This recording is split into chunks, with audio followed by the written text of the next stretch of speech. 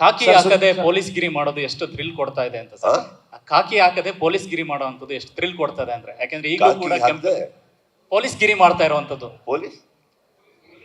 Police ಗಿರಿ ಮಾಡ್ತಾ ಇರೋ police reel, police ಗಿರಿ deal, police ಗಿರಿ ಯಾ sir ಎಷ್ಟು ಥ್ರಿಲ್ ಕೊಡ್ತದೆ. ಯಾಕಂದ್ರೆ ಕೆಂಪೇಗೌಡ ಈ ತರದೆಲ್ಲ ಸಿನಿಮಾ ನೋಡ್ಕೊಂಡ್ ಬಂದಾಗ ಸೊ ಈ ತರದ್ದು ಒಂದು ಕಥೆನ ಇಟ್ಕೊಂಡು ಪೊಲೀಸ್ ಅಧಿಕಾರಿಯಾಗಿ ಇನ್ನೂ ಫ್ರೀಡಮ್ ಇರುತ್ತಾ ಅಂತ, ಯಾಕಂದ್ರೆ ಈ ತರದೆಲ್ಲ ಕೊಚ್ಚಿ ಹೊಡೆದಾಕಕ್ಕೆ ರಕ್ತ ಕಾಣೋದು.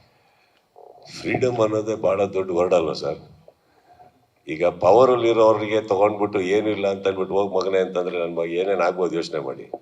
ಅದೇನಾಗುತ್ತೆ, ಪೊಲೀಸ್ ಗಿರಿ ಸಸ್ಪೆನ್ಷನ್ ಅನ್ನೋದು ಏನು ಬರುತ್ತೆ ನಿಮಗೆ, it's a part of a film and ಅದ್ರ ಒಳಗಡೆ there is a very good reasoning as to why ಅದಿದೆ ಅದರಲ್ಲಿ.